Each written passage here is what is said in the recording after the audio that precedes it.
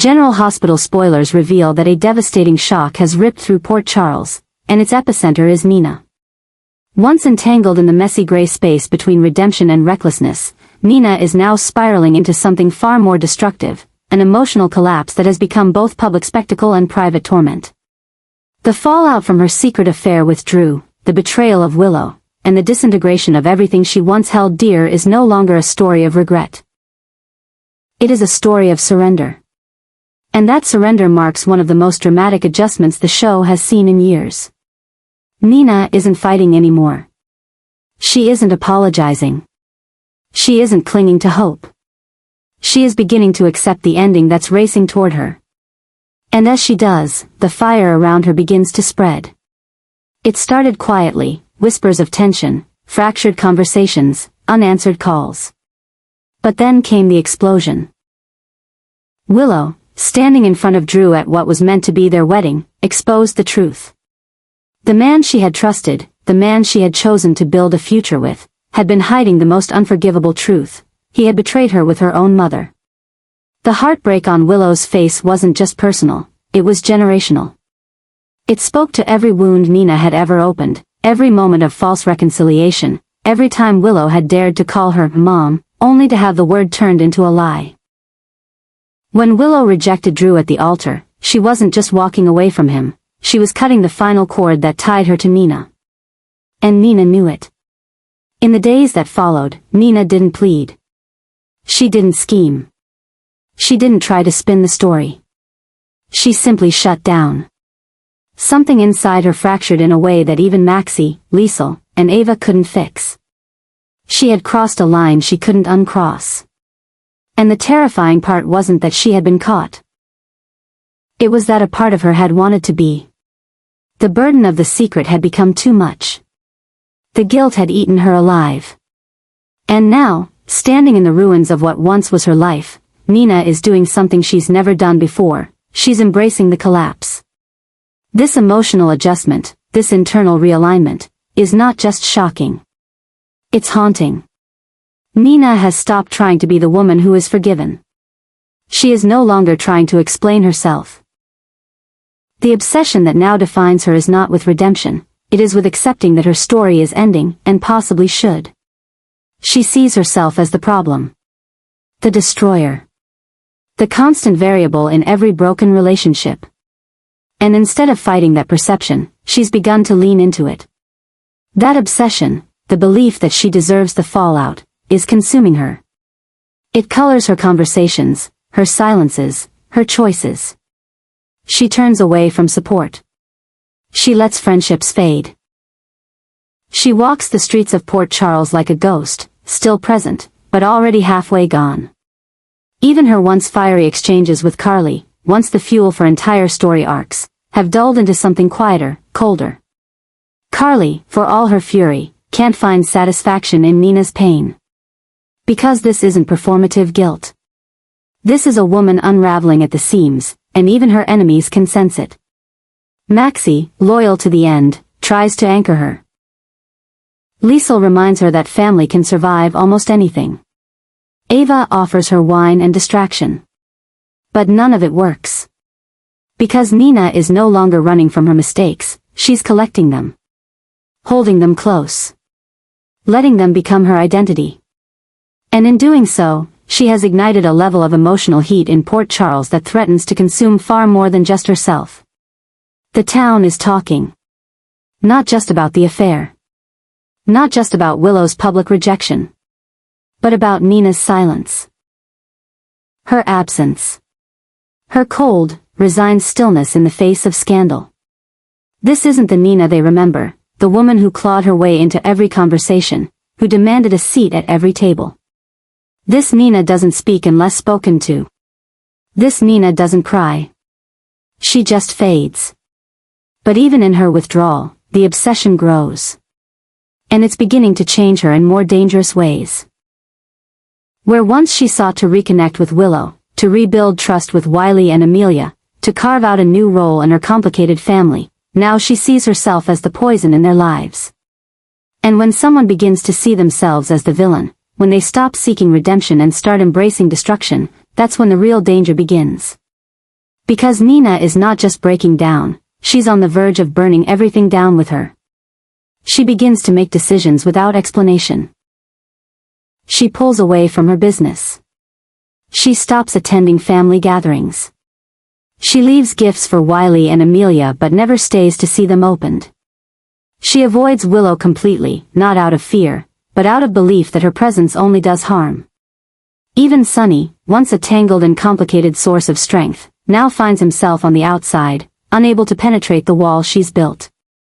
But it doesn't end there. What started as an emotional collapse begins to manifest as chaos in Port Charles. Secrets that should have stayed buried resurface. People Nina trusted begin to turn on each other, questioning her motives, her past, her next move.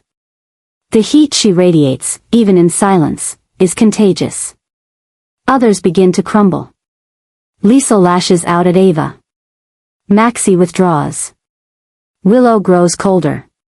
Drew becomes a pariah. The ripple effect of Nina's fall is now touching every corner of the canvas. This is what happens when a woman stops caring about consequences. Not because she's reckless, but because she no longer believes she has anything left to protect. This is the Nina who has surrendered to her obsession. And that obsession, the belief that her ending is deserved, that every fire in her life is one she set, has become her new purpose. She doesn't want to escape the flames. She wants to walk into them. And so the atmosphere grows hotter. The tension, thicker. The emotional air in Port Charles becomes suffocating as everyone begins to feel it. Something is coming. A final act. A breaking point. And Nina is the match. Viewers now watch every scene she enters with bated breath. Will she self-destruct? Will she disappear? Will she confess something even darker? Or will she finally let go of the control she once wielded so tightly and allow someone else, Willow, Maxie, Ava, to pull her back? No one knows. And that's what makes this new arc so electrifying. Because Nina isn't just facing scandal. She's facing extinction. She is no longer a woman trying to survive a mistake, she's a woman considering what it would mean to never be seen again. And Port Charles, for all its history and forgiveness, may not be big enough to save her this time. This is one of the most intense emotional spirals the show has ever depicted. It's no longer about right and wrong. It's about what happens when someone loses themselves entirely, and what that does to the world they leave behind. Nina is no longer fighting. She's falling. And the heat surrounding her descent is pulling everyone else closer to the edge. Port Charles has entered a dangerous new chapter, and at the center of this erupting firestorm is Nina, whose life is no longer spiraling but collapsing in real time. What was once a slow descent into emotional instability has now exploded into a full-scale public reckoning. As one of the most terrifying confessions in recent memory shakes every corner of town, Nina has admitted to attempting to kidnap Daisy. This admission is not just a criminal revelation, it is the climax of a long, painful emotional adjustment, one that began with quiet guilt and bloomed into full-blown obsession. Her intent, she claims, was to protect the child, not harm her, but the lines between love and delusion have blurred so completely that Nina can no longer tell the difference. The act itself, or even the attempt, is just the symptom. The real story is what it reveals. Nina is no longer governed by reason, nor is she guided by the maternal instinct she once clung to as proof of her redemption. She is now driven entirely by obsession, obsession with being seen as a savior, obsession with proving that she still matters in the lives of the very people who have turned away from her, and obsession with rewriting the past in a way that absolves her of every past failure. But obsession, unchecked and rooted in guilt, becomes dangerous, and that danger has finally erupted into something the entire town can see. Nina is no longer a mother trying to reconnect with her daughter. She is now a woman in freefall, who has crossed boundaries that can never be uncrossed. The confession was not extracted through legal pressure or confrontation. It came from Nina herself, raw, unfiltered, and laced with a kind of desperate clarity that only exists in people who believe they have nothing left to lose. She admitted that she had watched Daisy from afar, convinced herself there was a threat no one else could see, and planned to remove the child from what she believed was an unsafe environment. To Nina, this wasn't kidnapping, it was intervention. It was protection. It was her stepping into a role she thought fate had unfairly denied her. But to everyone else, to Willow, to Carly, to the stunned residents of Port Charles, it was the final proof that Nina has gone too far. And what makes this all the more tragic is that Nina still doesn't fully understand why everyone is horrified. She doesn't see herself as dangerous. She sees herself as misunderstood. She sees her actions as necessary in a world that has continuously painted her as the villain, even when she tried to make amends. And so, rather than resist the fallout, Nina embraces it with a frightening sense of purpose. She surrenders to the authorities without protest. She does not ask for forgiveness. She does not deny the facts. She simply repeats that she was trying to save her granddaughter. This is not just the end of Nina's public image. It's the death of her identity. She is no longer fighting to be seen as a mother or a partner or even a human being worthy of love. She has accepted the role of the outcast, the criminal, the unwell. And that acceptance, this final emotional adjustment, becomes the most devastating twist of all. Willow, caught between grief, horror, and a quiet, aching disbelief, cannot process what her mother has done. She had only just begun to open her heart again, to consider that maybe the word "a mom" could mean something warm instead of something broken. She had started to let Nina in, had watched her from across rooms and wondered if maybe, just maybe, there was still time to repair the damage. But this confession, this admission of attempted abduction, shatters that fragile hope into dust. Willow can no longer reconcile who Nina was with who she has become. There is no way back. The betrayal is too deep. The danger too real. The love too corrupted. And so Willow retreats, not just emotionally but physically, pulling her children closer and removing herself from the narrative that now threatens to consume everyone in it. Carly is incandescent with fury. To her, this isn't just a crime, it's proof of everything she has ever suspected about Nina. The manipulations, the lies, the self-serving apologies, it all comes to a head in this one act. Carly doesn't want explanation. She wants consequences. She wants the full weight of the law, of public judgment, of family rejection, to fall on Nina like a hammer. And this time, even those who once defended Nina can't find the words to argue. Maxie is silent. Ava is stunned. Liesel, so often Nina's fiercest defender, is shaken to her core. There is no version of this story in which Nina walks away untouched. The community is done protecting her. The illusion is shattered. And yet, amidst the chaos, the fallout, the legal inquiries, and the devastated family connections, the most haunting part is Nina herself. She does not scream. She does not weep. She does not beg. She simply stands in stillness, whispering again and again that she tried to save the child. That she only wanted to protect her. That she didn't mean harm. Her voice is calm. Too calm.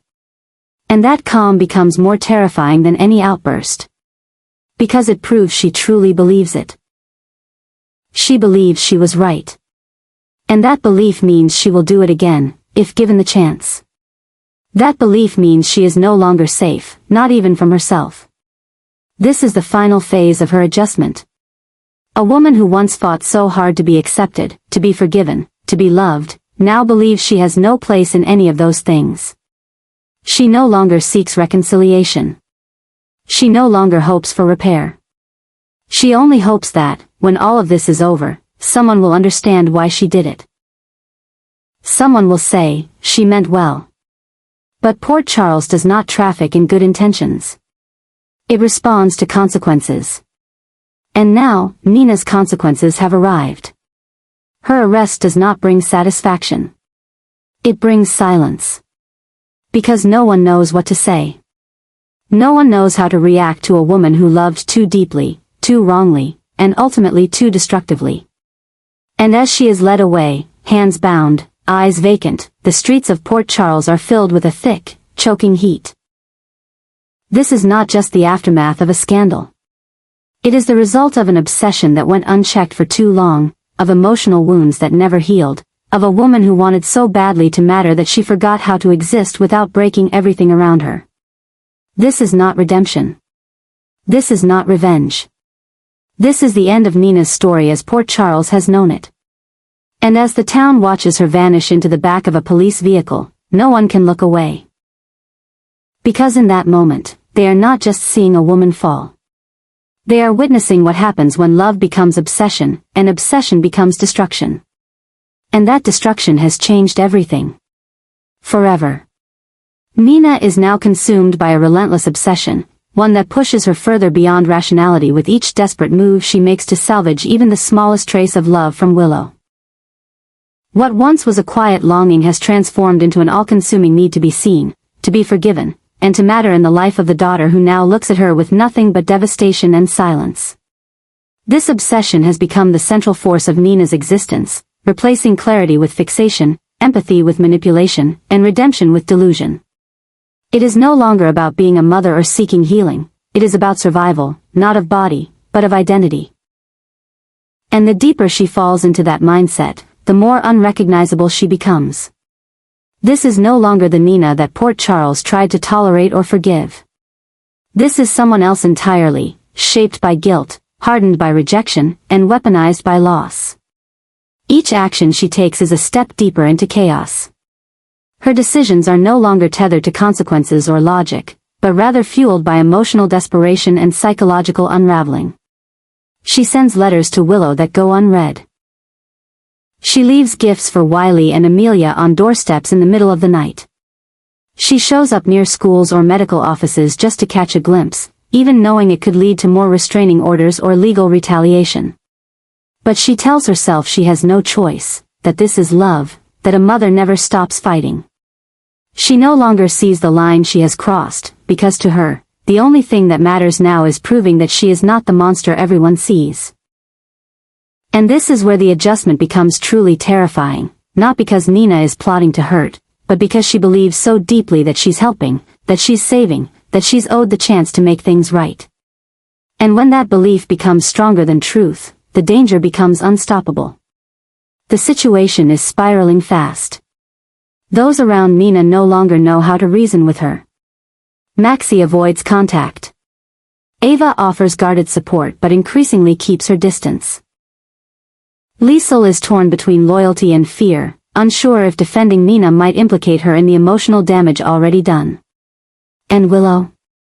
Willow remains cold and withdrawn, traumatized by the series of betrayals and frightened by the intensity in Nina's eyes. The more Nina tries to pull her close, the farther Willow recoils, creating a brutal emotional paradox that neither woman can escape. What should be a healing journey between estranged mother and daughter has turned into a psychological tug-of-war, with Nina unraveling more with each day that passes. And then, the turning point, Drew is gone. Not missing. Not injured. But gone, in the truest, most irreversible sense. His death is not clean. It's not heroic. It's not resolved in dignity. It is violent, shrouded in secrecy, and possibly linked to the chain reaction that Nina herself set into motion. Whether she intended it or not, whether she played an active role or merely triggered the fuse, Drew's downfall has been directly linked to her spiral. And now, that loss is no longer just about heartbreak. It's about destruction. The death of Drew becomes a symbol of how far Nina has fallen, of how dangerously unstable her presence has become, and of how everything she touches now seems to burn or break. This adjustment, the unraveling of Nina's identity into obsession, the breakdown of moral boundaries, the psychological isolation, has now claimed its first irreversible consequence. And Port Charles feels it. People whisper. People shift. Sunny remains distant. Carly refuses to speak Nina's name. Willow, already shattered, now recoils completely, holding her children close and locking every emotional door that Nina tries to push open. The obsession has not brought Nina closer to her family.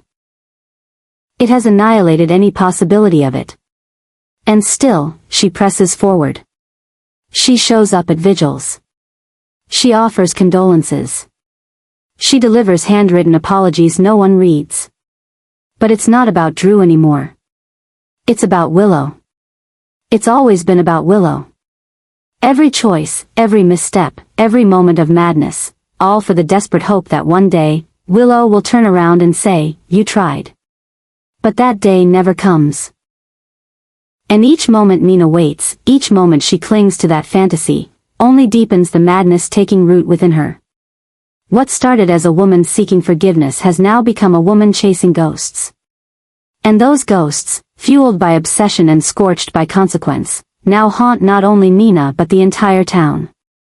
This is the most dangerous adjustment yet, not a crime, not a scandal, but a total psychological fracture, unfolding in plain sight.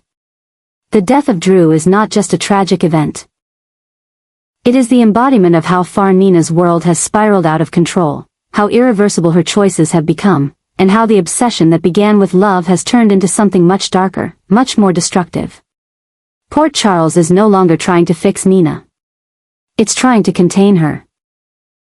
And as she continues to fight for a love that may never be returned, and walks deeper into the ruins she helped create, the heat continues to rise, the tension continues to thicken, and everyone watching knows, this is no longer about redemption. This is about survival in the aftermath of emotional catastrophe, and Mina, for all her desperation, may already be too far gone.